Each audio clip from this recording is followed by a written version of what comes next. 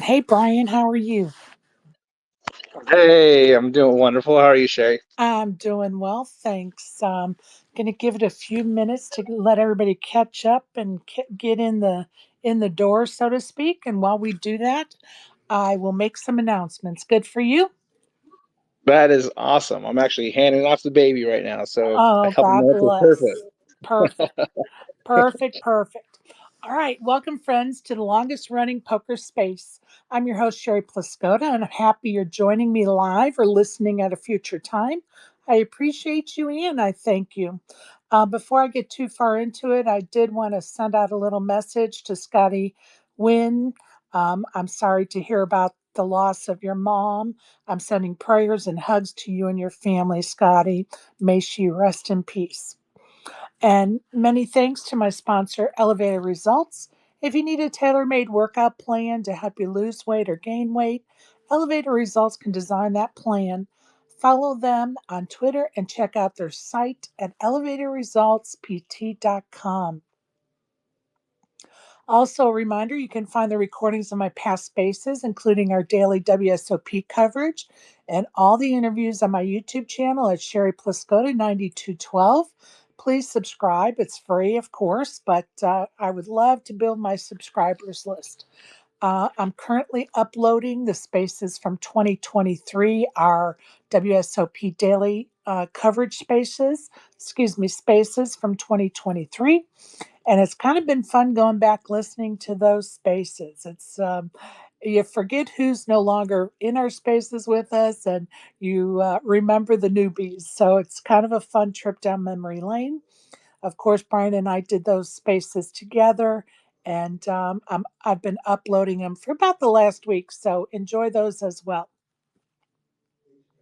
My kickoff show for the daily WSOP coverage will be the day before the WSOP starts. So it'll be May the 26th at 12 p.m. Eastern Time. And I'm really excited that many of our favorites will be joining me to co host or do a segment. Um, once, twice, three times a week. It'll be a lot of fun. I'm looking forward to it. If you want to get involved by helping do a segment on a subject you're interested on or in, just message me and we'll get you involved. Everybody's welcome.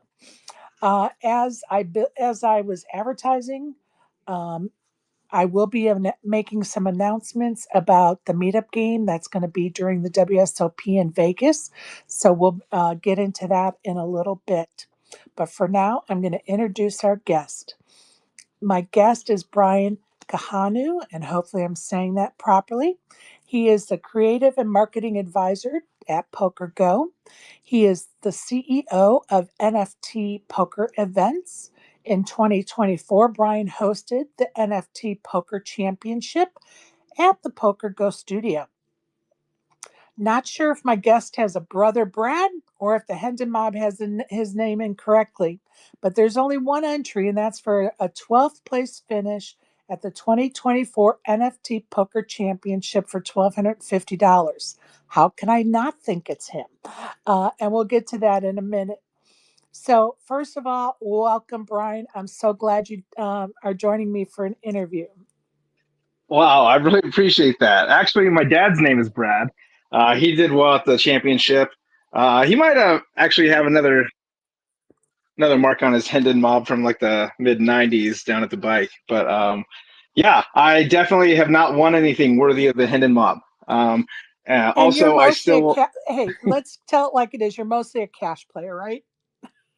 Honestly, I'm going to say most of my time and money was spent on cash playing. If I'm going to go with my poker journey there, but I no longer work for Poker Go directly. I still work with the team, if they need help activating NFT subscriptions and stuff like that. I'm still active in the Discord and stuff. No longer on payroll. Let's go with that. But honestly, Poker Go, that was a fun ride. Uh, Honestly, it's why the NFT Championship is there. It gave me a platform to bring a lot of the visions I've had forever. I think most poker players have had similar visions, and I just kind of found myself in the right place, the right time to bring it to I love reality. that. I love that. And we're going to get into that in a minute. But first, let's see how you got started in poker. Tell us, tell us, tell us. Oh, okay. So as long as I can remember, I've been playing poker. So my dad worked at the bicycle club, which is now Park West Bicycle, when I grew up, 80s, 90s, and home games were always at my house. It was really lonely high school. Home games weren't really good for me. It was before the moneymaker era, so not. Uh-oh, we're losing you.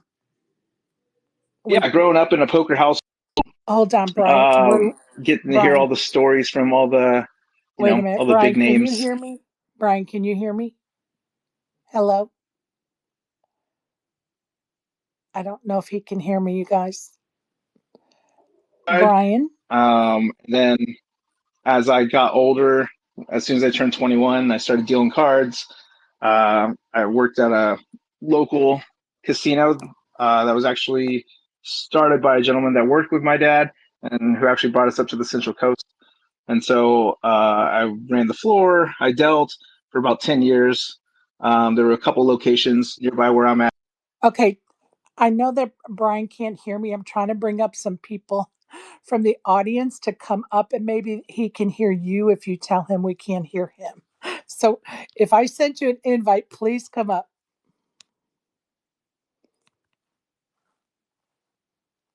Let me see.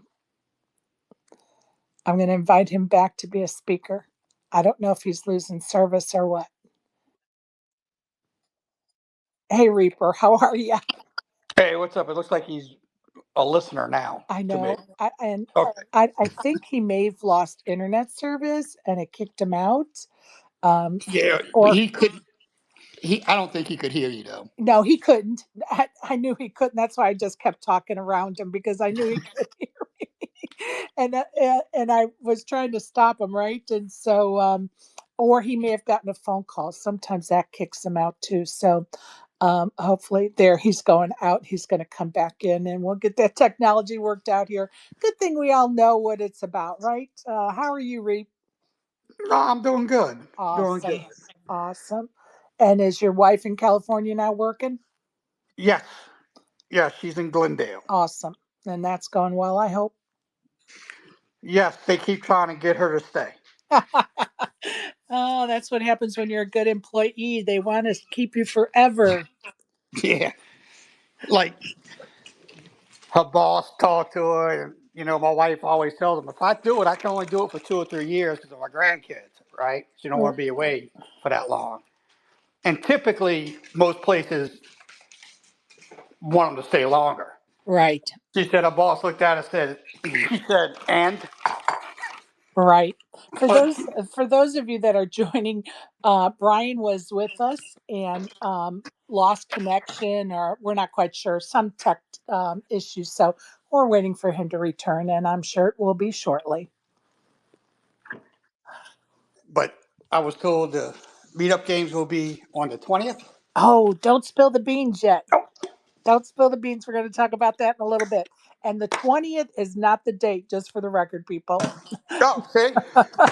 Just for the record, so it doesn't confuse anybody. But I'm going to get into that in a little bit because I have some details I want to give out as well. Oh, my Um, bad. no worries. No worries. No worries at all. Um, and tell us about the Green Visor Gang. Tell our audience what the Green Visor Gang is. Well, the Green Bother Gang, what we are is a Web3 poker club, and we host games. We do a membership, and like right now we're going on phase 4, and for a pass it's $55, and whatever we end up selling out for, we got percentages broken down, and that's what the players play for Right. throughout the thing. We also doing what we call a one shot tournament, and that will be 23 players for, and the winner can win a seat plus accommodations to the main event at the WSOP. Amazing. How would somebody get involved to play for that seat? Well, there's several ways. If through our partner projects, we got some tournaments going on, but those have already started. But the other way is we will be selling the seats. Also, I believe the price is $625. Right. Asimov, not Asimov. Matt would know better on that. My It's a brain. great opportunity, a $625 buy-in to for a main event seat and some travel expenses. That's a great rate of return on the investment Not travel accommodations. or accommodation, excuse me. So some great things And happening it's with a the very Budweiser short game. field. Right. Absolutely. Great opportunity for a main event seat. So get in touch with Reaper or Isaac. You guys know Isaac, or you said Matt. Yeah, Green Visor Gang. Yeah, He's any up of there. them. They'll be happy to help you. And I see that we got Bryan back. Did you get lost in Never Never Land, my friend? So I did. I connect to my Wi-Fi sometimes, and then my wife gets home, 1,000 things connect to it, and it kind of shorts out for a second. Uh, love it. It happens, but No worries. had to get on the 4G or 5G, whatever we got going on No here. So worries. We're used to it here in the spaces. So tell us, you were telling us about how you got started in poker. yeah, sure. I wasn't sure where I rugged there. So I grew up in a poker household. My dad used the top floor section at the Bike in Bell Gardens, which is now Park West Bicycle. So I grew up just hearing all the old stories of the casinos in the late 80s, early 90s, and a lot of, the legends of today. I got to hear some of those backroom stories, so Heck that was kind of yeah. fun. Um, yeah, and honestly, that's kind of how I grew up, right? And then so like high school hit, and we moved up to the Central Coast. One of my dad's former coworkers decided to open a small card room up here on the Central Coast, California. And so my dad came up and helped him get it started and ended up buying a restaurant next door. And I think the idea was to try to get all of us out of the gambling lifestyle, Right. you know. Right. I think let's go be a normal Sure. family, right? And so like so we do the restaurant thing forever right next to the card room. And then it's like, I'm having home games like as soon as the card room breaks at 2 o'clock because it was like a 2 a.m. hard shutdown. We'd all play at my house till like 6 in the morning, and then I go to school, when I turned 18, like my senior year, there's an Indian reservation which you used to be able to play at 18, about 45 minutes away, and I would drive down there with like $100 to go play a 4-8 game with all the old timers, and I do pretty well. I actually used to be a really good poker player before I made a life out of it, Right. And so, yeah, as soon as I turned 21, started pitching cards at that casino. The one local one. Actually, he opened up a second location about 40 miles north, and so my family and I ran that one. Nice. My dad, my mom, my brothers. It was a real home game every day, and so it was a super fun era doing that. I was up in the north one for about 7 years and down in the South County one for about 3, so about a decade total. um, and got out of that when I met my current wife. Awesome. So like, not my only wife, not like I have lots of Well, wives, I wasn't going or to ever ask how have, many, but but yeah. we're just rolling Yeah. with it. Well, when I met her, she wasn't my wife. You know what I mean? So that's how that works. Like so when I met her, she has a restaurant up here on the Central Coast. Her and her brother opened, and they were debranding out of a franchise, and so I started helping them with that. I figured poker would always be there, and it was kind of like the family business restaurant stuff is something that I know well, Right. and um, so I figured I'm like, yeah, I can always go back to poker, and start helped out with the restaurant. We're doing really well with that. That's actually what's provided me the opportunity to venture out into this whole Web3 space and enjoy this hobby that you guys all know of me from here. So that's super fun. But I started getting bored. I started getting bored a couple years ago at the restaurant. Like it was fun and it was Right.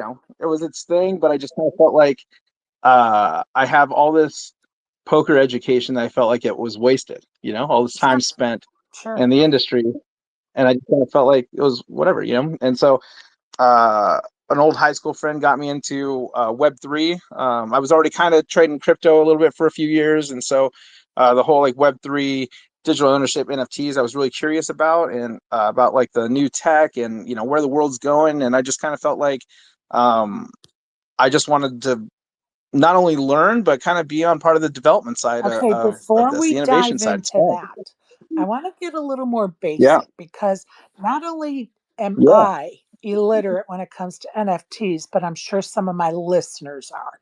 And so I want us to Oh yeah. just start a little bit, pretend you're writing a book for me called NFTs for Dummies. That's me. So I want Okay. you to Perfect. explain to the audience what an NFT is. All right. So there's 1,000 definitions in NFT, and everybody has different perception of what NFTs Hold are. on, Brian. Hold on. Simplest. Hold on. Hold Yeah. Go ahead. you're starting to cut out. I don't know if you're walking around or what, but you're starting to lose a little bit No. of your service. All There right. you go. All right. Let That's me know if perfect. it's Yes, okay. Is sir. that better? Is that Okay, working? so go Okay. ahead. Yeah. So um, the simplest definition I can think of NFTs they are blockchain transaction receipts. Is kind of the simplest way I can state it, right? Some of these receipts are in the form of a picture, right?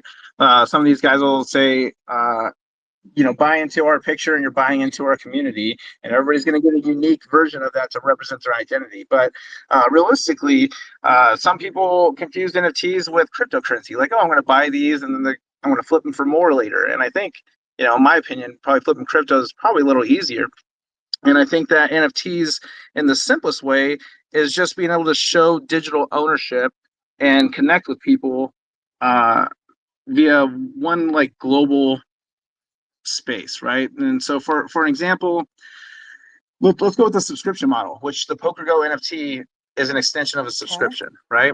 PokerGo has a digital subscription which people can pay their $99 a year to get 1 year subscription of poker viewership, PokerGo. So you can watch the WSOP live, you can watch all these different shows that they have, all the latest episodes. You can watch them not live on their YouTube channel for free, but a lot of stuff is token gated uh, Right. behind their subscription, right? Right. Behind that paywall. And so they put out the PokerGo NFT, and on the very simplest version of it, there are 1,326 pieces that represent a poker hand visually. But digitally, if you own one and verify that you own one, they'll give you a lifetime subscription to PokerGo. They'll unlock your Got it. subscription, right? So in that situation, it's a lifetime subscription by paying, I think it was $200 or $300 when it first came out. So anybody who planned on paying for PokerGo for 2 or 3 years, it was kind of a no-brainer to make the one-time investment to get the Right. lifetime access. So I'm going to stop you Um, right there for a minute. now, yeah, go ahead. Whose brainchild was it to tie NFTs with Poker Go? Whose idea was that? Okay, I don't know where it initially came from. I don't know who on the team decided, hey, let's do an NFT project. I mean, I have my guesses based off of the development team and the affiliations with Right. PokerGo there. Um, but I can't say for certain who decided to do it from the very beginning, because even as I left and a lot of the things I discussed, like there was no long-term vision from what I Got saw it. from the very beginning. And every time I asked about it, it was kind of like, hey, let's just stay in the lane and stick to what we're doing this week. And I'm like, okay, well, like we can drive, but we're heading for a wall. And so whatever. I'm starting to think that maybe it was just speculation initially. It was a hot topic at that time, and I think they started developing it, and actually it launched right before the market made a really bad turn. And so I'm really grateful that we were able to mint out our project at the time we did in summer of 2022. Um, but I think that once I was talking with some of the team, as far as like Kerry Katz and Right. Maury, we had this meeting couple weeks in, and Kerry was asking me like, "Hey, where are we at with the NFT? Like what are we doing with this?" Right? And so I got hired basically to come up with, in a sense, utility for this project. And I basically just said, when someone buys into an NFT of your company, they're basically saying that they're wanting to be a fan club essentially of your company, right? And so you're selling them this fan club membership, and they buy into it to represent your brand, to show the whole world that they're a member of your fan club. And so what can we do to provide for our fan club that nobody else can? And actually that question was where the PokerGo NFT Invitational came from, because I said, you guys have the studio that all these fans are watching all the shows, right? They're Yeah. they're watching the players. I'm like, they're not going to be able to spend $5,000, $10,000, $25,000, $50,000 to play in your studio. These guys are trying to save $300. So trying to save $100 a year by buying your NFT. It might not be the market for the biggest games there. So opening up the doors and allowing them to come in and filming them and giving them that pro experience and inviting a bunch of pros down for the sake of fandom, kind of seemed like a no-brainer, and it was a great event. It was So super super fun. let's talk So about that event for a go ahead. minute. But before we do, I want to ask about the free roll event that you had in the December of 2022. You held a 25K free roll event.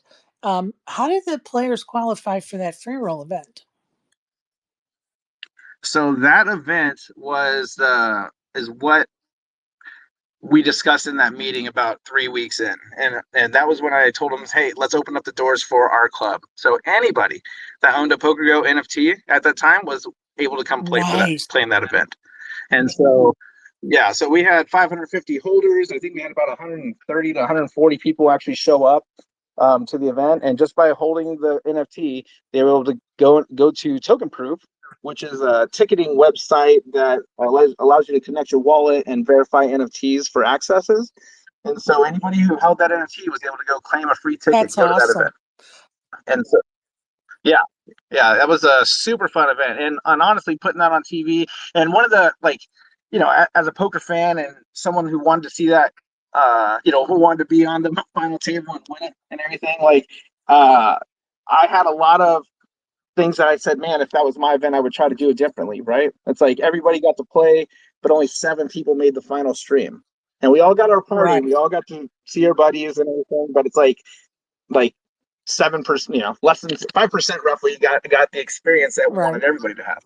And so the follow up, mine in 2024, we streamed the entire event with the intention of trying to get as many people on stream as possible and really just try to showcase all of our Of brands, right? course. And so And that so, event, which was yeah. the NFT Poker Championship, took place in May of 2024. How many players came? I think we had like 89 or something. I had it basically capped at a possible Nice. 125. And how did they get to Um, what? uh, I, What was the criteria to? Was it a buy-in tournament? Was it, you know, minting? What was yes. the criteria to enter? So the criteria to enter was a thousand Okay. dollar buy-in, right? Actually, it was 1,100, and that is just based on my own inexperience in running an event.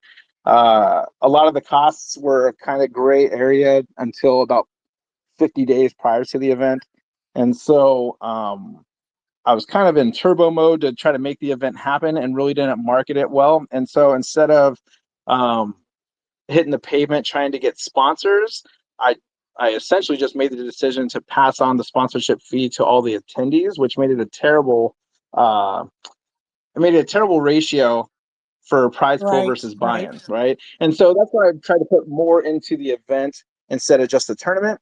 Like I really tried to make like we had a bunch of artists come out, and any of the, let's say, VIP people that made it out, a lot of the poker coaching crew, a lot of them came with the intention to take pictures and sign autographs and really just be a meet and greet with all the Right. fan base. And so I really tried to um, put that into the ticket price as well. And like I said, like that's we still did great on ticket sales. I ended up taking a bath personally on a lot of that, but I kind of knew what was going to happen, and I really didn't care. Like it really wasn't something for me to try to make money as much as just try to get paid for it because I wanted to see the vision Right. come to life. Right. And You're so, in for the long yeah, haul, and needed to get the first yeah, one off the floor, so to speak. So tell us, correct, correct. um, you had a VIP experience at that event. What was that about? So that VIP experience was um, in December of 2023. I had been discussing privately with Jonathan Little, right? And he had his own community, Deck of Degeneracy, and he was really supportive of the Poker Go NFT community. And we actually shared a lot of the same holders, which is how I ended up meeting him. And we had a discussion basically saying like, hey, how do we provide for our community continuously without having to continuously extract from them? And the answer was like, I don't think you can unless you're willing to just donate your time and money forever, right? And so I'm like, but we can give our community something that they're willing to pay for, Right. and so so the idea was, I'm like, hey, what if we put up this tournament, and basically he was willing to help me make it happen, and I didn't ask him for like any finances or, any money or anything. I just basically said, hey, if you can help me, get some players in there, right? Like, I don't know anybody, right? I'm like, get some people that people want to Right. see besides me, and so he gave me a great list of players, and everybody that he basically reached out to had some connection to the NFTs or art, to really play into the NFT theme of this poker event. And so I basically said, if any of them that wanted to come, that wanted to, help me promote the event, I would eat their cost for, and so I think there's about 25 players, like Yeah. VIP players, that came through, and like I said, I wanted to have it a good party Right. for everyone, and so yeah, super fun. Like I said, if you take money out of the equation for everything on my side, the event to me was amazing. There's still a few things I'd like to do Well, better, again, but that's my own and it critique, was the right? first So one, right? So you got to cut yourself some slack and learn from it, right? And yeah, you just keep moving. So when is your next event? yeah. What's your next event? Who? Well, um, I haven't put anything in stone yet. I have been kind of eyeing Q4 just because I have a new addition to my family that's been taking a lot of my time. Uh, Right. I love it. I love it. Love it, but I haven't put anything in stone yet. I would like to do this a little bit better, and so I have been trying to extend my network and discuss other people who have been in a similar position. And so, like, I've talked with, like Rancor from the Rare Evo event, and biggest thing is I'm just really not one to ask for money usually. Like I don't like to go up and say, hey, give me thousands of dollars, right? And so that's hard for me. And so it's just easier for me to try to put it together and do it myself. But now that I have 7 hours of footage and I have a lot of different people that went to the experience and can kind of vouch for what they're wanting, and I can get that feedback, I feel like it might be a little easier to try to make it, sponsored with some Right. companies that also believe in what we're doing, and then make the actual ticket cost much more approachable for people. Because just the idea is I want to make sure that people can have their annual Vegas party, and I want to put NFTs and communities on TV and give everybody their platform to just talk about what they're I passionate about. love it. And so I felt like, since I was in that spot, I felt the responsibility to make it happen. I knew I wasn't going to be in the spot forever. And so while I had it, I said, let's do it. It was a lot easier for people to respond when I have a Poker Go email, Right. you know, Of for a course. Poker Go event. And Of yeah, course. so super fun. And honestly, I can't say this enough. The Green Visor Gang were the biggest financial sponsor of that event and definitely helped out a lot to make that happen. Isaac Asimov, he put in a lot of work to bring their gang out there. And it wasn't necessarily like, it was basically just an upfront purchase of a bunch of tickets for their community plus some fees. And it was just, I don't know, it was really, really great to see the vision come to life, to see different communities roll out to Vegas with their squad, I love right? that. Like it wasn't And alone. I love And I poker's love the usually vision alone. of trying to like make these two worlds mesh, the world of poker and the NFT world. And Isaac would tell you I've been a biggest supporter since the day I met him. I'm it doesn't interest me to be involved with. It's just not my cup of tea, but I love the whole idea that it's something new, it's innovative, it's something, it's something that people enjoy both worlds. They enjoy the NFT world and they enjoy the poker world. And so to find ways to mesh those two worlds, I'm all about supporting that. I just think it's a great opportunity for everybody and especially those people that enjoy both of those worlds. So Isaac, I see you joined us on the stage. Did you have some comments? Oh, no, no, no. I just wanted to make sure I got in here. Yeah, was battling through traffic with a machete. Uh-oh. Yeah, I feel for you. I feel yeah, for you. yeah. But we're good though. We made it here. We made it here. Amen. I'm not And important. thank you for showing up and always being, a supporter. I appreciate you. Um, You already know, Sherry. I do. Thank you. And anybody else that's down in the audience that would like to come up and make any comments or ask Brian or any of us any questions, please do so. Brian, if there was some things that most people like, remember, I'm the NFT for dummies, needing that yellow book. Uh, what would you like? What are maybe some misconceptions or some things people need to learn about NFTs? So I think that people, especially when NFTs made their big hype, it was probably in the 2021. You had like the Bored Apes that were a $200 purchase that skyrocketed into hundreds of thousands, and some people were buying it for over $1 million.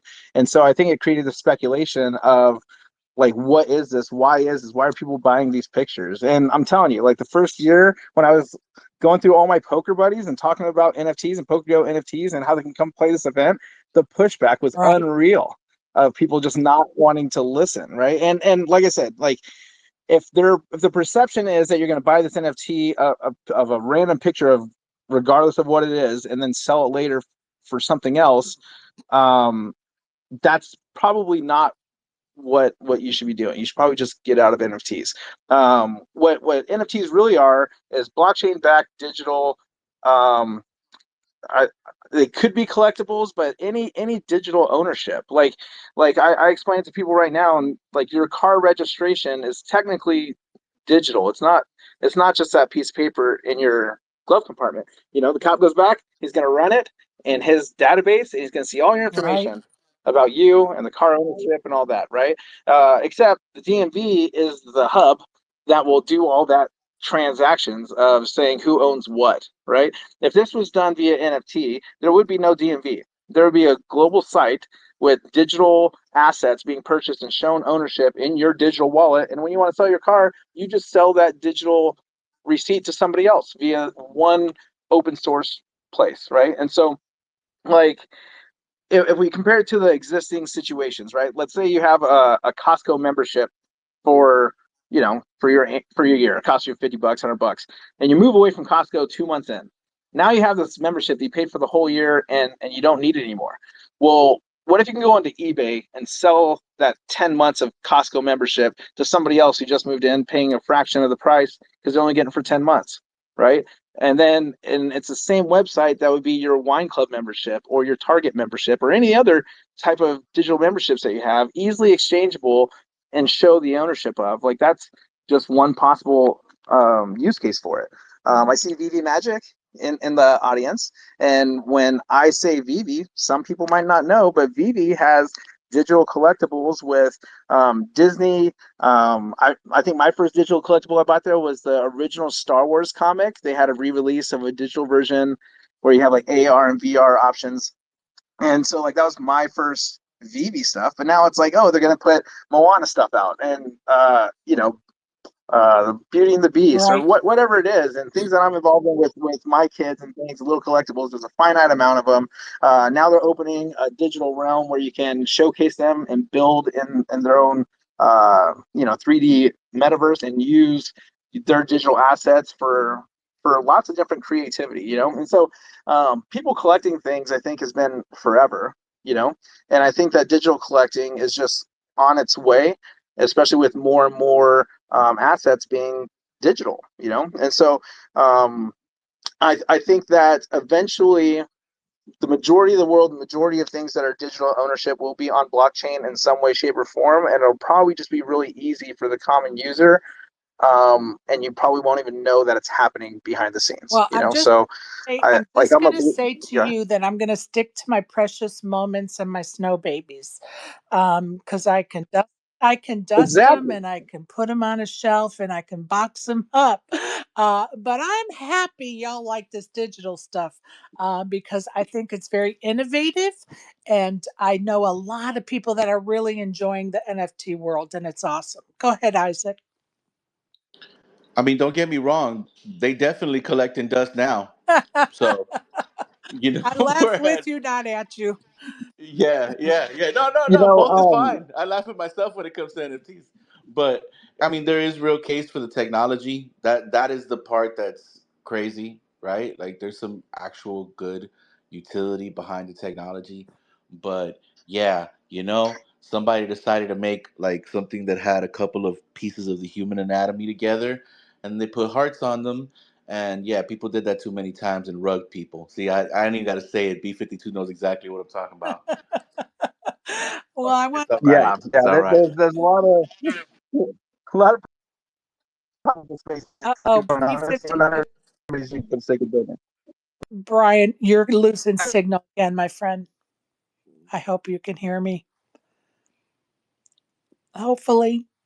And Vivi, I hope I'm saying this correctly. Welcome to the stage. Please go ahead. Hey, thank you for Of having me. course. Poor Brian's getting rugged. He sure is. Happens to the best of us. Yeah, so I go by the handle VV Magic, but most of my friends call me Magic because VV represents a community that I'm a part of. But just my day to day is Magic. As weird as that sounds, it's not a stripper name, I swear. But It'd be a good one, though. it does sound like it, not gonna lie.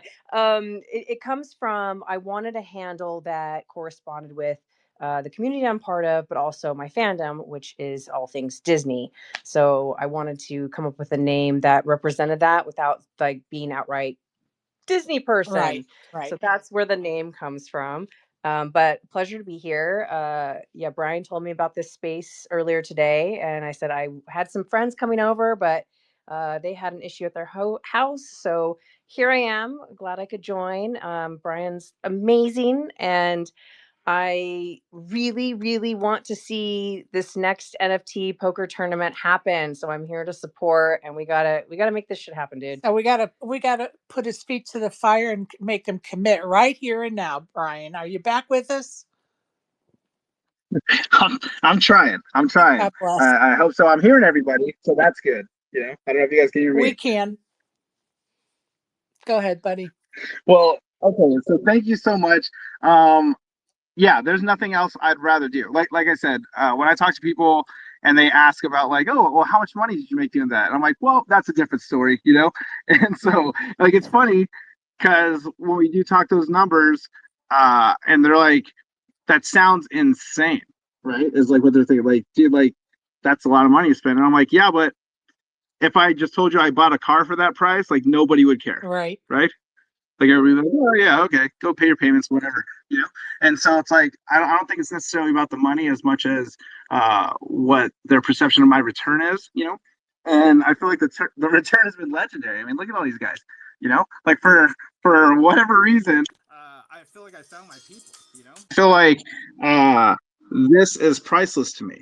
And to be able to be a part of that and see Doug win and represent his community and see the Green Visor Gang, see what happened with them after, and like I don't know, just like being able to throw a rock in a pond and see the ripple is super super fun to me. Well, and I'm You going know, to say to you, I think the key to success is something you mentioned earlier, and that's sponsorship. You've got to just get that list made in sit down and make a list of those that you should approach that are supporters of yours And you just have to hit the ground running and make up your mind. You're just going to have to talk to them and beg for money, so to speak.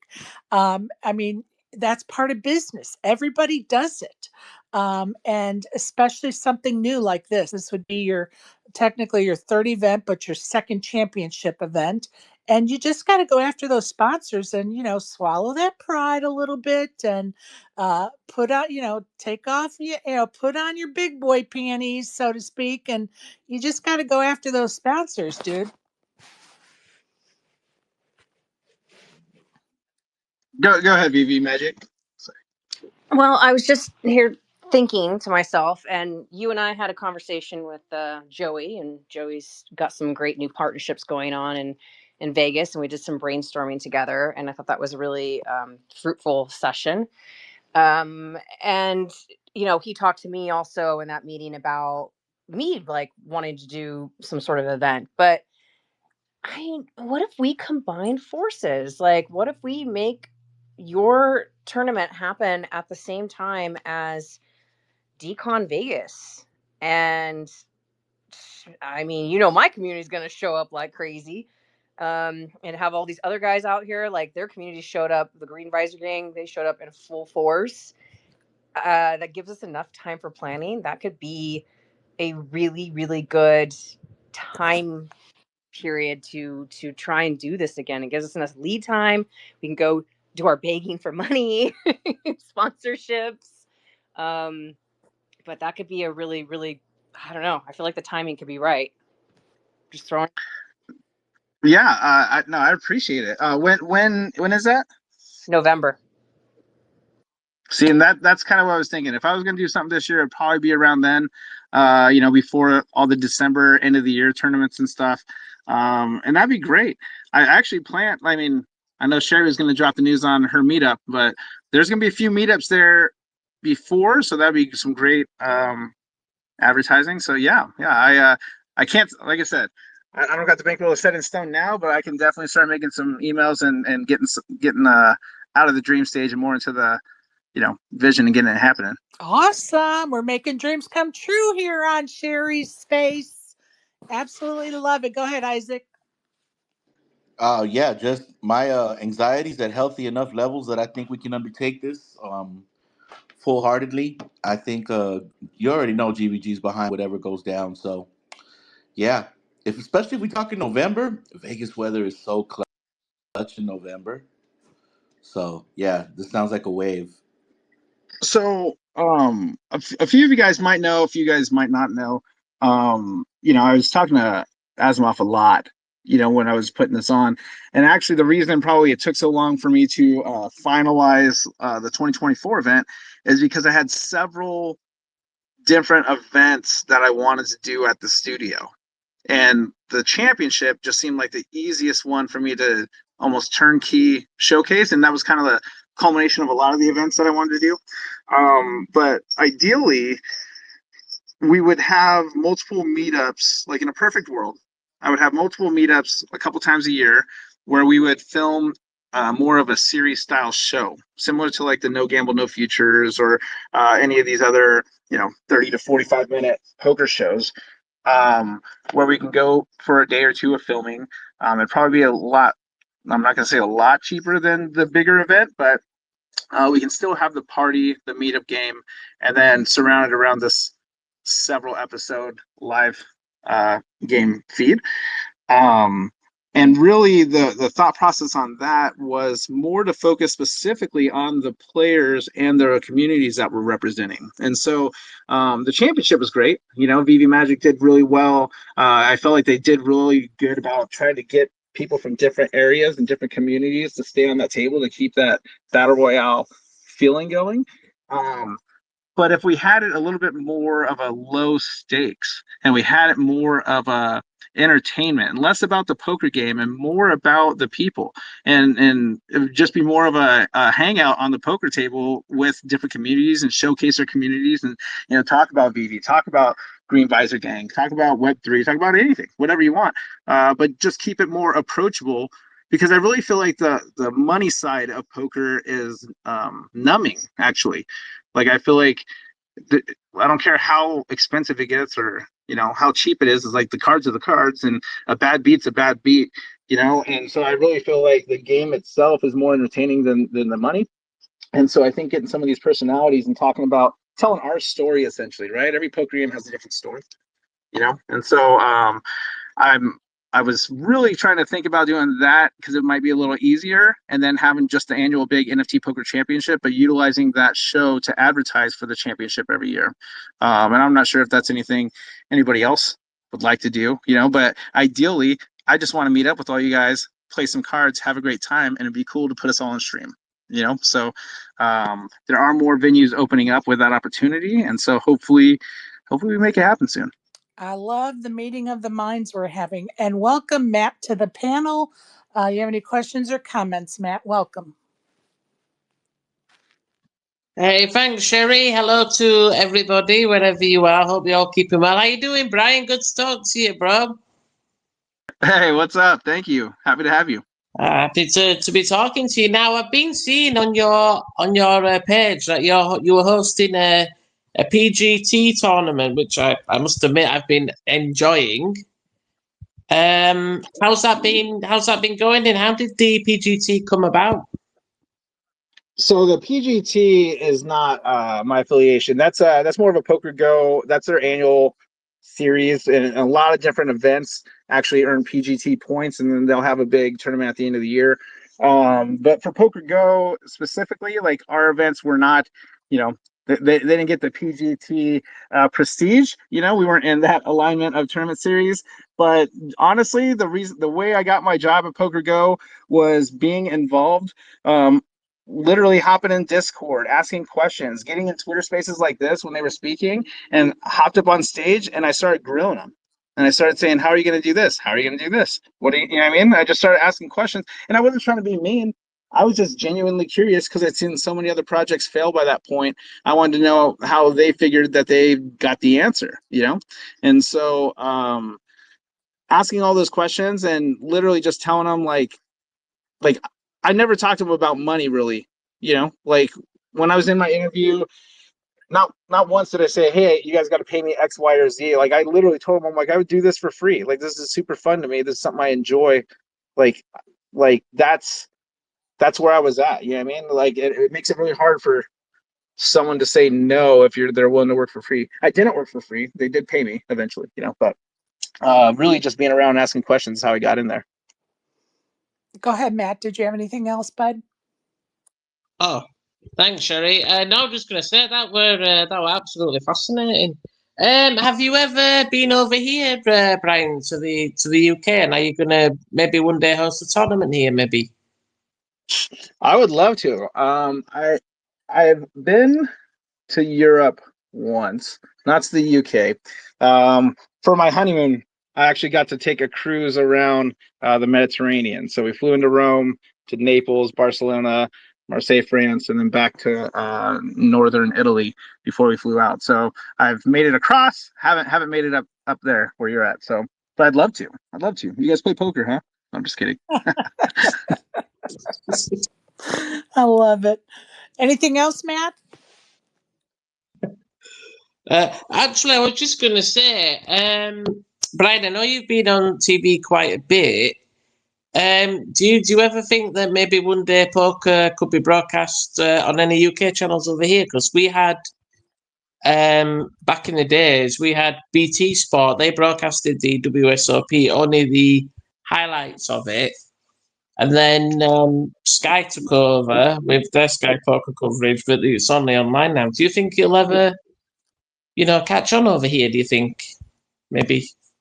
Honestly, like I don't know where poker plays besides Poker Go. Like I as a player growing up in this industry, like I really this is really embarrassing saying, but like I had no idea who Poker Go was when I first started talking to them. And the company has only been around for a few years, and it was the combination of a couple poker production companies that came together.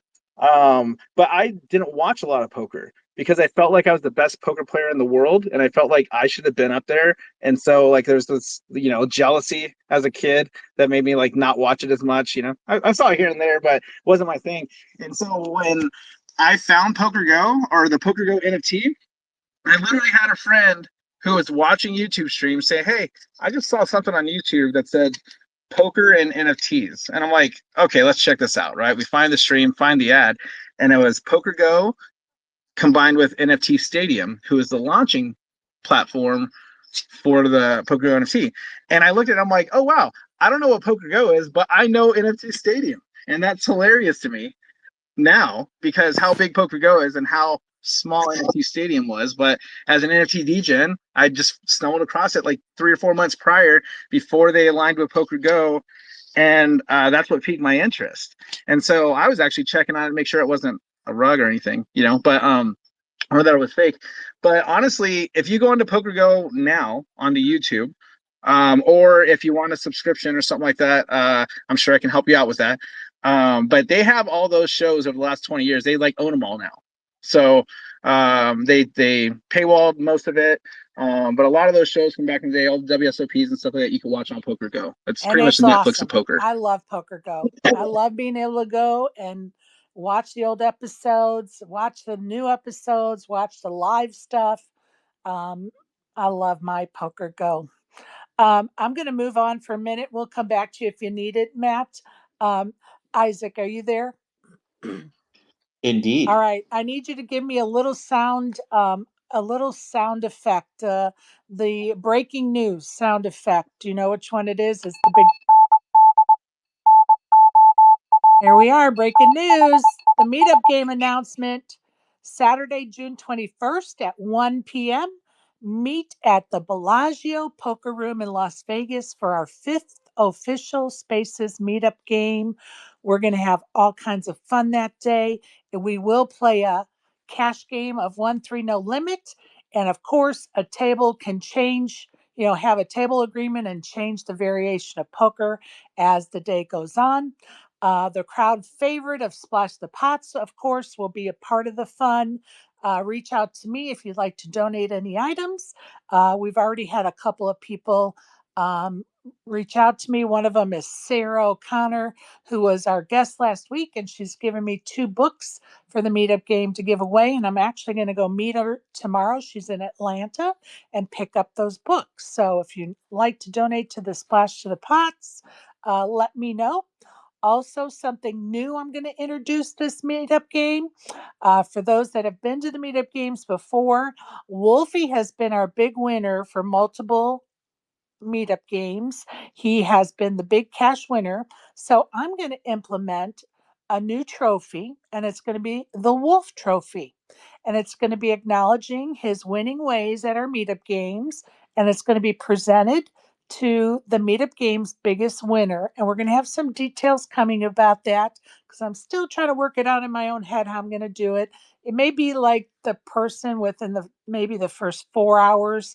We'll check stacks and see whose stack is the biggest just because people are coming and going. I don't know. I got to work on that. But we're going to have a new trophy called the Wolf Trophy. Also, for those that attended last time, they're familiar with the card protectors I gave out. Each attendee will receive a card protector as a thank you for attending. So please mark your calendars. June 21st, 1 p.m. at the Bellagio Poker Room. And a little shout out to Sean McCormick for allowing us to do this, and to, of course, the Bellagio Poker Room staff who were fabulous last time. And we're looking forward to it. Thank you. All right, you guys. Now, tell me, I'm gonna get way off the beaten trail here for everybody, and a poker question because I made a promise in a space that I was going to ask each of my interviewees this question, and I love that I have like people from all walks as my interviewees because I do want different opinions, and I want it from all levels of poker. So here we go, Bryan. It's kind of long, so bear with me. Here in Spaces, we've had several discussions about rebuys, which was sparked by Cody Stanford and his recent rebuys of 36 in a $400 tournament. If I said to you, Bryan, the world of poker is putting together a new rule and it's going to be put into place worldwide. We want your we want your input. We're going to limit the amount of rebuys into all tournaments in the world. How many rebuys do you think players should be allowed? Zero. Did you say zero? It was hard to. Yeah. Yeah. Zero. Yeah. If we're going to change every tournament to a strict number of rebuys or re-entries, essentially, I would say zero. I like rebuy tournaments. I like non-rebuy tournaments, but I feel like with the prestige and like even with our event, that I did, we wanted it to be like, hey, if you lost, you're out. You don't get, like, it's not whoever has the most money gets the most opportunities to win here. It's everybody gets to buy in, and variance happens. Let's see who wins. And so I think in tournament structures, that's the way that should be. However, if I play some of these low tournaments that give you multiple rebuys in the first few rounds, I maximize rebuys. I throw chips around like you wouldn't believe. I'm basically saying I'm going to double up through the person or through buying the double up, but whatever. I need as many chips as possible. So I feel like it's just not as fair for tournaments. I feel Okay. Thank you. I appreciate that input. I've just like I said, I just want to hear it from different people to see what their point of view is on it. And um, I just put in the Jumbotron, so to speak, at the top, the flyer um, announcing the meetup game. So take a screenshot of that, folks, so that you'll have the time, date, and place of our meetup game. Again, June 21st, 1 p.m. at the Bellagio. Take a little screenshot so you have that information for yourself, and I appreciate all of you. Isaac, did you have any questions or comments or anything you'd like to bring up about the NFT world or whatever, bud? Poker? Questions. Questions, questions, questions. You're coming to the meetup game, right, B52? I just saw it's a Saturday. I'm going to do my absolute best to be at that one for sure. It's just hard because I asked my wife, like, hey, can I go over to Vegas like in 2 weeks? And then like 2 weeks later, I'm like, hey, I got to go back over for something, and it's like, yeah. So if I tell them like, hey, before the end of the year, I have 7 times I got to go to Vegas, it just I don't know. I just want to make sure I have a home to come back to, but I'll Absolutely. do everything I Just let her can know in to make advance my sure we name have and start blaming everything on me now, right? So that way she knows, oh, yeah, that guy, he's the one who always drags him out to Vegas. I love that. You guys stick together, don't you? Go ahead, Magic, and then we're going to move on to ASG. Thanks. I do have to get going and do some family time, but appreciate the space and thank you guys for having me up. And I just wanted to share a little story that I think is I hope it kind of reinvigorates and inspires Bryan moving forward. So the way that we sort of came into contact was very natural and organic, but like very, very small world. So he put out into the universe that he was doing this tournament, right? And through my community, I got tagged because people in my community know that I like to play poker just for fun, for free. Like there's no money involved. Now we'll get like collectibles, digital collectibles, NFTs dropped to us if we win the weekly tournament, but there's no money involved. It's just pure community, pure fun, like Sure. just because we love it. And so I got tagged in this tweet, and I reached out to Bryan, not knowing really who he was, and said, "Hey, I'm actually related to the people that own Poker Go. So, like, if you need my help, let me know." And then he's like, "Well, I'm kind of like working with them for them." And I was like, "Oh shit, my bad, bro." Like, I was trying to be helpful, and I'm like, man, now I'm coming across like a total, just know it all and everything. And I was like, dang, I was coming to like trying to help, but like yeah, I didn't mean to like step on your toes, bro. Like, you got this, you got this. I just wanted to show support and love. And it's just crazy, right? Like, in what world does that happen where like I get tagged randomly in this thing by other people that know that I like poker, and then I happen to like know the people that own the studio, and I'm like, how is this going to happen? That I'm actually, the last time I was at the studio, I was there for their wedding. Like now I'm going to play a poker tournament. Like this is crazy. I love it. I love it. I Yes. love it. I love it. It's And that's like serendipitous. that's how our friendship formed. It was super, super natural and organic. And now like, I consider Bryan a friend, and I want to see him continue to grow what he's doing, because I think it's really, really amazing. And so I really want to help out however I can. Because it's awesome. So I just wanted There to you leave go, those, Bryan. those words. Thank you, Magic.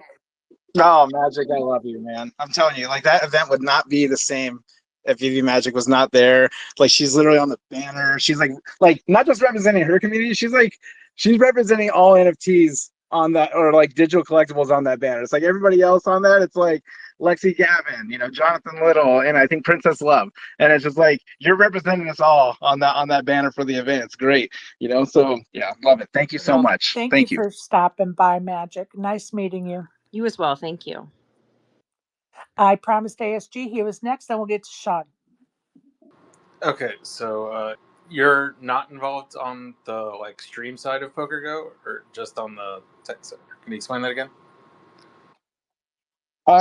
Yeah, so I have no legal affiliation with PokerGo anymore. I worked specifically hired to run their NFT community in 2023. Wait, was it? Yeah, 2022. Excuse me, 2022 is when I got hired by them. We sold out the project and the community with tournaments and other stuff for a couple years, and then eventually got the axe. So I don't necessarily work for them directly anymore, but I still talk with the team a lot. And anytime they get new that want to activate, I help their CS team in Discord. They're not primarily Discordable, but they're doing well. And so I reach out every now and again. All right, Bryan, you're cutting out again, my friend. Just an FYI. I knew it. Go ahead, ASG. Were you finished, my friend? Yeah. So just want to, I guess, because I'm like Sherry on the level of NFT. So do you think it's like something where it had that quick wave for a couple of months or maybe even a year, that's like, and now it's like, remember NFTs? Or do you think there's going to be another like wave of popularity, or it is going to stay where it's at? Or what do you think? So I think, in my opinion, I don't think NFTs will ever go away. I think that's kind of the point of them, And so the hype side of it, I think is probably not where it was initially, but I remember in 2018 trading crypto, and you can search every news site, search anything and everything. Nobody talked about Bitcoin. No one talked about massive things happening globally with cryptocurrencies. And I really think that if you're going to pay attention to the media has its own agenda to talk about whatever they're talking about. Like the only reason you guys heard about Bored Apes in 2021 is because famous people that you guys might like started buying them. So everybody's like, hey, why does Eminem have one? Why does Justin Bieber have one? Another question is, why did the media decide to tell you about it then? Because they now feel like everybody cares. And so I think what's happening here is it's basically like a new internet is starting, and there's lots of things you could do with the internet. Some people do email, some people do, I don't know, whatever, lots of things to do with the internet. And so with NFTs, the tech is different than what people are necessarily using for them or what is attracting people to them. But I think the tech will be here. These PokerGo NFTs won't die. Like they're going to be there. And if you go pick one up, as far as I don't know, PokerGo will be around forever, but they seem to be holding their end of the bargain where if you go pick one up now and you hop into Discord, they will activate your PokerGo subscription. So I think it's more about the companies being invested in advertising that. Like PokerGo doesn't really have any reason to go tell people to go buy them now. They already sold them once. They sold out every product that they had, and now if somebody else buys that product and earns it, it's like it's really no interest to them, if that makes sense. You good, ASG? Yeah, I get it for PokerGo. It just seemed like there was a period of time where, as you said, all the celebs wanted to, had one or wanted to get one, and then it turned into, from that, like all these different companies saying, "Oh, we got to get on the NFT bandwagon," and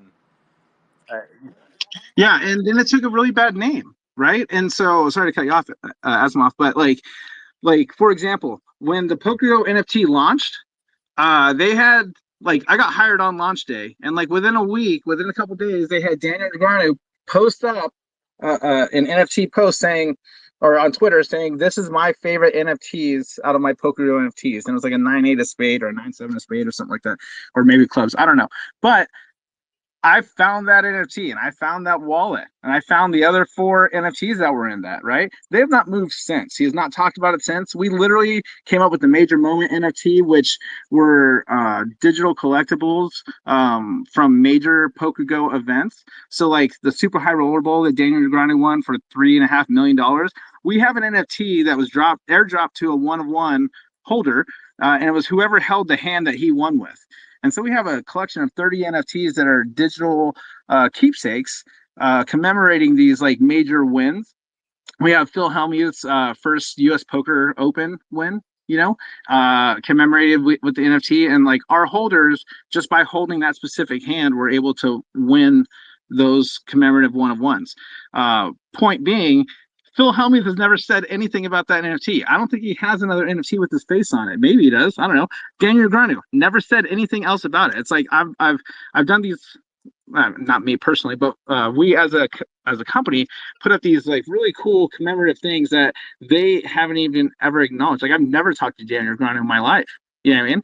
And it's like, and it's very interesting to see the people that acted like they were part of the community when it first launched, that never hop in Discord, never talk with any of the community members, like don't want anything to do with it. But I don't know, maybe they were, I don't know. I don't know why they did it. Maybe, who It knows? sounds like they were doing part of an 20 years ago. obligation. Um, Sounds and like it, and I think communication goes both ways, and so I think I would have been knocking on their door saying, "Hey, let's do something with the with what we have here." Like I don't feel like we're getting enough traction or using it in enough of a promo way. I mean, I think Exactly. And we initially that started because they were wanting to give away things like if your hand won in an event, they wanted to reward the winner. And so I started saying, like, well, what are you going to reward them? Like, you can't give them money every time. You don't have an unlimited amount of money that's going to come in from this. Like, what if we give them autographs? So, like, something that's high perceived value, low cost, right? Have the winner sign the cards and right. mail it to them. And then it turned into, well, how are we going to verify that holder actually has it? And all these different things that were kind of new to the tech back then. And I'm like, how are we going to communicate with someone if it's all anonymous? And so we just I basically said, let's come out with another collection. We'll make those pictures and autographs digital, and then we'll airdrop it to the wallet so we don't have to have the actual holder claim it. And so it was more about staying within the theme of what we were doing, offering the commemorative rewards and making it easy to deliver on it. And so some of the players didn't want to sign them. They don't want to autograph it because of whatever. I don't know what type of obligations they have for Right. selling their Right. signature. So I think it just created a lot of headaches for people not really caring about doing it for the sake of doing it, and everybody just kind of want their piece of the pie. And unfortunately, that's what ruins a lot of Well, innovation, I and think. I think I have honestly, as an outsider looking in, and believe me, I know nothing about the situation other than what we're discussing here, but it also seems like maybe a little bit of a lack of knowledge base on the subject that from some of the people involved as well. So I promised Sean he was next. So go ahead, Sean McCormick. How are you, my friend? I forgot what I was up here for, but this is. I kid, I kid, I kid. No, I just wanted, no questions. I wanted to come up and just support Brian and support the show and say that the first 4 to 6 pizzas are on me at Bellagio for the meetup game. Yes. Oh, wait. I do have one question. What's Poker Go? Love it. So Poker Go, if you have television, if you've heard of television and poker, they're the ones who combine those two things.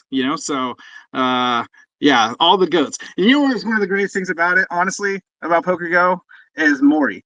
Maury Eskandani is like one of the most amazing people I've literally ever met. My interview, I really wish I recorded that because it was definitely like an 8 Mile moment for me. But just hearing him talk about what excites him about poker and knowing that he's the guy that brought it to TV initially 20 plus years ago, and he's been in the industry for decades. It's like working with someone like that who literally just sees it like he's just a great guy. And I felt like I got really along with him because, like I said, we weren't having meetings saying, "Hey, how can we extract the most money out of people?" We were trying to innovate, right? We're trying to do things that are different, and it's like those are my types of people, you know. So it's like I'll forever love Maury. He's family to me, you know. Some of the stories I have with him, like I keep dear to heart, and I don't want to out him on a lot of stuff, but yeah, that experience with PokerGo was life changing, you know. So PokerGo, it's a subscription based streaming platform for all of poker. And it's an awesome studio. If you've never been there, when you're in Vegas, go take a peek, folks. Go take a peek. Hey, It's hey, Brian. Sorry, Sherry, No, real quick. that's okay. Brian, I don't want to steal your show or anything, but you want my best Maury Escandani story? I would love it. I'd love it. And steal the show, man. Are you kidding? You're All welcome. right. So We're used to first, him stealing the show, but go ahead, Sean. stop it. I'm going to tell one little story, but it's a good one. It's a good one. It's a really good one, They're and always good. it's actually Maury Escandani has done more for poker than most people know, and might actually have saved poker on a global scale. And people might think that's crazy, but I'm going to tell you why, and it has nothing to do with his work in television. So the year is 2001. Bellagio is the epicenter of poker for the globe at this point. Everybody's playing there. It's the office.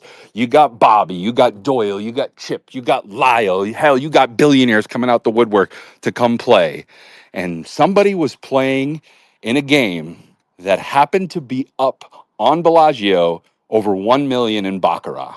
Now, mind you, at the time, Steve Wynn ran this property.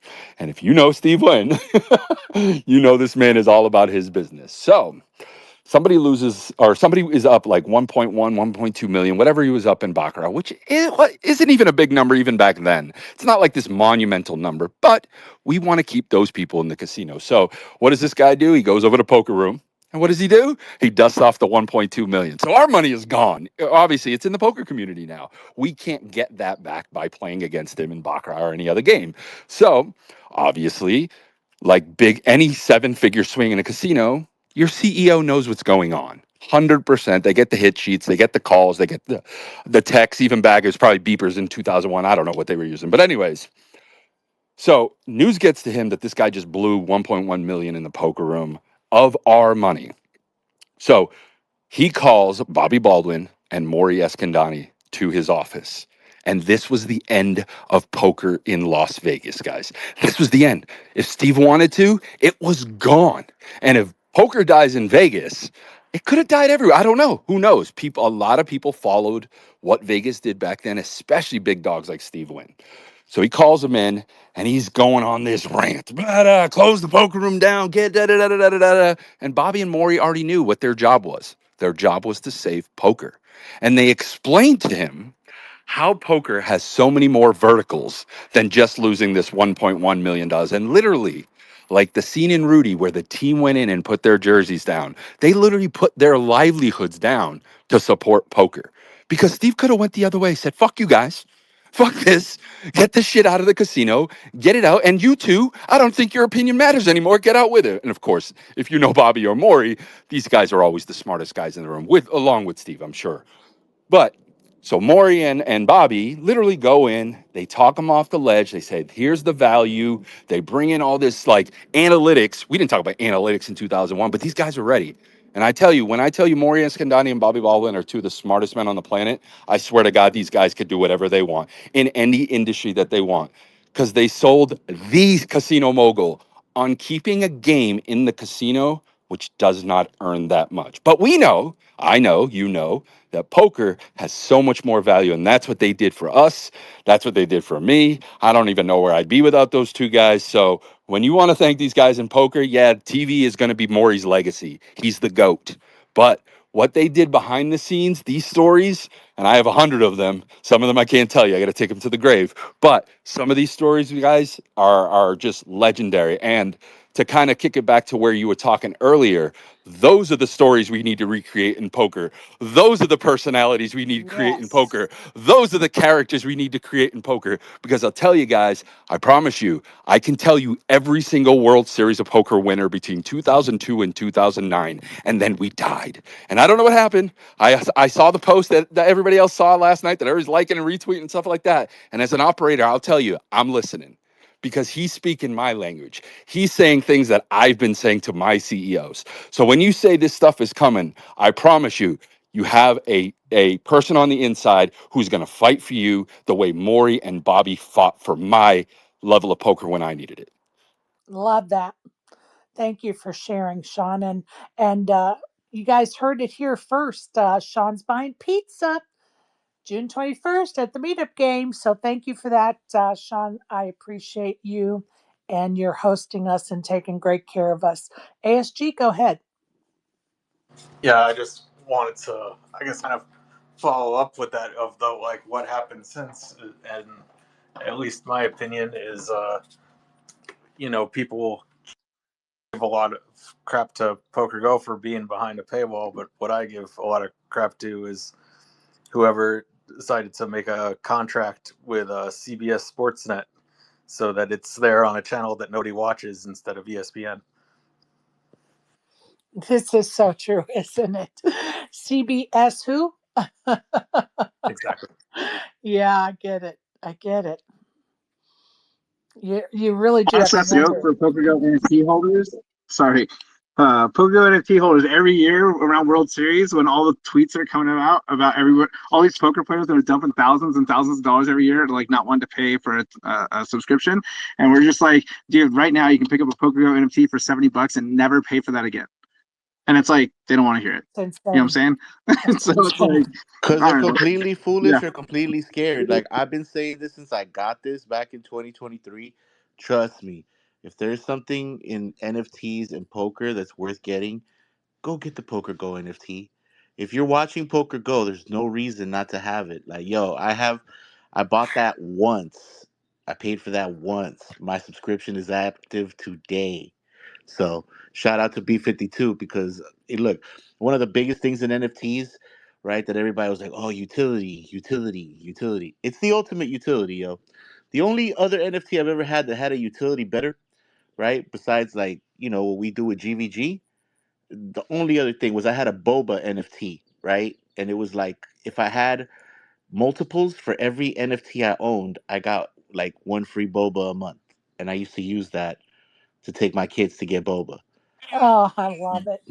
I And that was absolutely dope. love it. That was dope, right? I love it. And see that's a perfect example, Sherry. Like, the NFT world, that's what I like about it, is that look at what we did with a World Series seat, right? Like we did that last year. 28 people got together, believed in what we did. We played and we awarded some people some money. Would have been dope if one of them would have took the World Series ticket, right? But that's why we're running it back this year for that exact reason because we I want to love see that. Web3 do more of that. I love it all the way. Karen Chess, welcome to the panel. I know I invited you when we were having technical difficulties, and but if you have something to say or comment about, please do.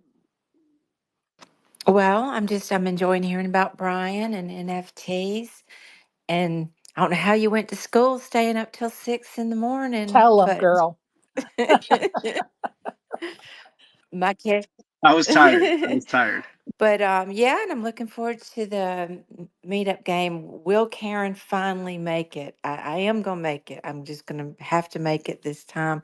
Thank you, Sean, for providing space, and I'm looking forward to it. Me too, girlfriend. Me too. I am too. Okay, we're going to do a little rapid fire, Brian. Are you ready?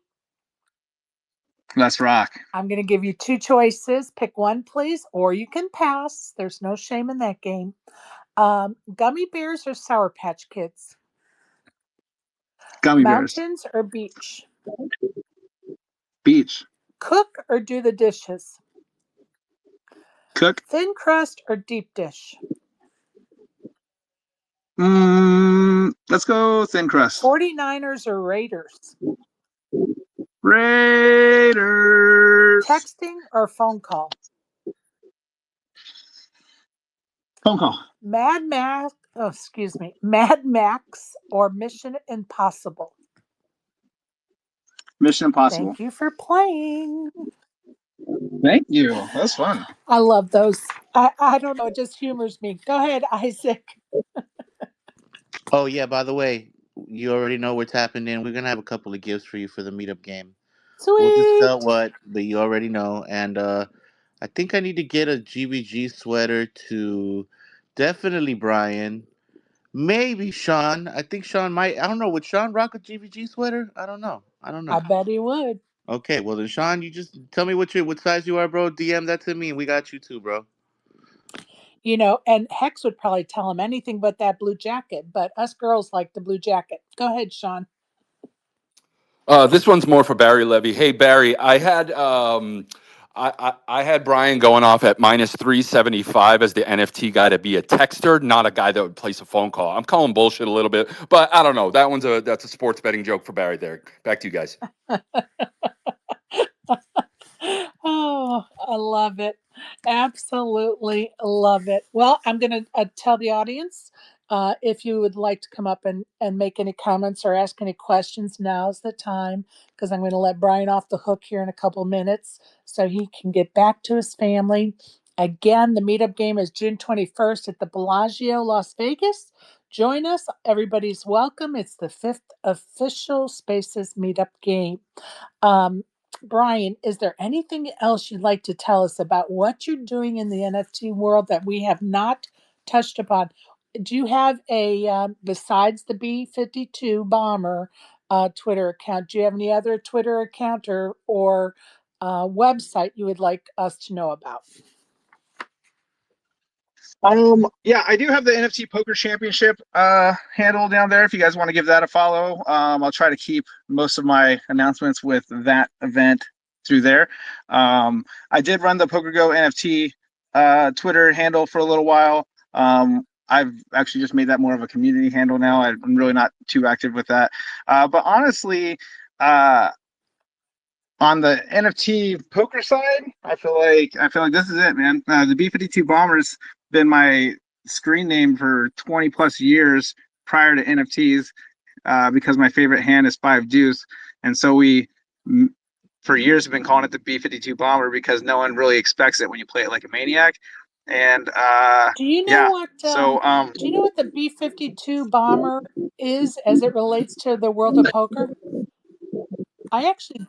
I well, actually Googled this the other day. I was like, let's see if there's like a meaning in poker to this. And they said I it's don't a know. joker. Oh, is it? That's funny. Yeah. That is funny because I am a joker. No, I'm just kidding. Mich- No, you know what? I will make some closing remarks here regarding NFTs and poker. NFTs, full wrap. Like when we're talking about like what it is, it comes down to community. It comes down to people believing in whatever the company or whatever the brand or whatever it is, and aligning by either supporting it or just showcasing it. I've been a Raider fan my whole life, and if I run into a Raider fan 1,000 miles away that I've never met, just wearing a Raider hat, they're going to get the nod. And we feel like we're part of something that's bigger than us. And I feel like that is what really drives NFTs. What people do with the money and what they're trying to build or whatever each of these brands are trying to do is their own thing. But I think what the common person will get out of it is finding the people that are like them. And so when I found the PokerGo NFT stuff, I'm like, hey, I love poker. Let me find more poker people. And that's where I found my people. That's where I found Green Visor Gang. We actually met from another random group before they were Green Visor Gang. And like, it's such a fun ride and see the evolution of people once they get into space and see what they can really do. And so, my story, like I said, I feel like it's crazy just being a poker fan, stumbling into this, literally not knowing anybody, and within a few months, becoming the experts when it came to NFTs and poker, and helping other people's dreams come true. Like meeting all you guys and having all these great friends now, and just finding my people. I think that's the biggest thing. So I'm really grateful for this. I'm grateful I found you. yeah. And yeah, just thank you for Well, hosting all of thank you this. for joining me. And those are words to live by for those interested in that poker and NFT world clashing in a good way. And I brought Miss Shea up to make some comments or questions. So go ahead, Miss Shea.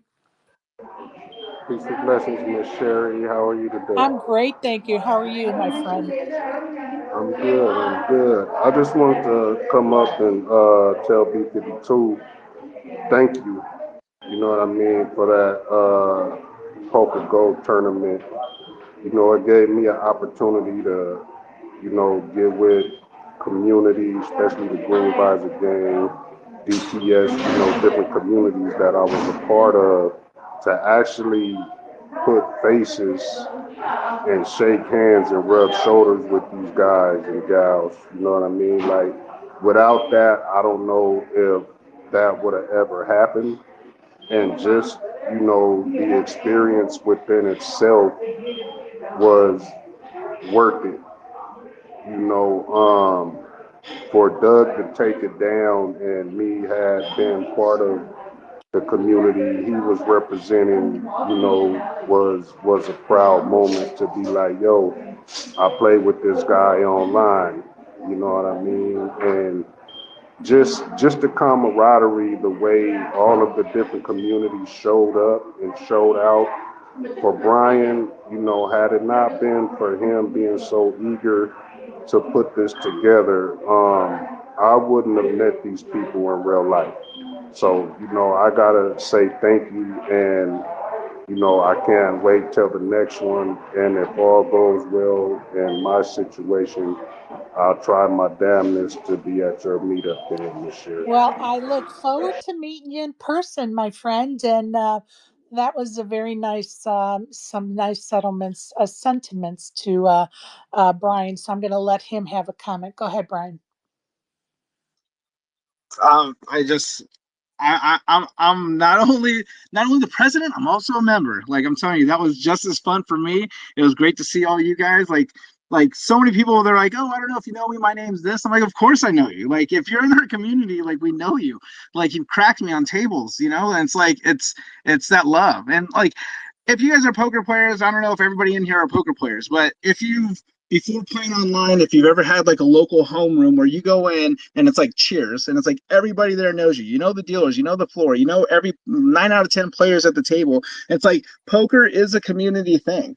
And so, like, just kind of bringing that Web 2 side of poker, like the original, sitting at the table with everybody that you know, and then playing online and like having an actual online group of people where you know everybody that you play online, like that's kind of what I feel like online poker was missing in general. Is being able to sit at a table where you feel like it's your homeroom, but you're across the world. And so, yeah, when I got to meet you guys and feel that love and feel the appreciation and respect, it's like I'm telling you, it would not have happened without you guys. Like it would not have happened without Green Visor Gang. Like I said, the sponsorship, like it made it real, And so it's like you guys all ran with it. You guys crushed it, and thank you so much for being there, supporting it. Thank you, Sherry, for holding the space, and yeah, it's really inspiring. And like I said, if I could, I'd do this for the rest of my life. So I love it, and I appreciate you guys, Well, and we're thank going to you. be listening for that announcement of the list of sponsors you've gotten locked down for that event in November. So I'm putting it out there for you. So if you're interested in helping sponsor that event, reach out to Brian to help him get over the hump of asking folks for money. So it's way easier if you reach out to them than them reaching out to you as far as, you know, that whole approach. And you guys know exactly what I'm talking about. I want to give a little shout out to some of the folks that have been listening tonight. I see some new listeners and I appreciate you. And I also appreciate my longtime listeners. So, Headbang, thanks for coming in. And Robert and Crypto. And I see DMC. Haven't seen you in a while. Michael and Burrows. Soul Rack is down there. And I hope I said that right. Exec Deck, my friend. Good to see you. And Kelly, Jeff, and Crypto Daniel. Appreciate all of you coming in here. D-Man, Todd, Barry. If I forget somebody, don't be offended. I'm just trying to go quick. Of course, Doug and ASG and the Green Visor Gang, Isaac, Mache.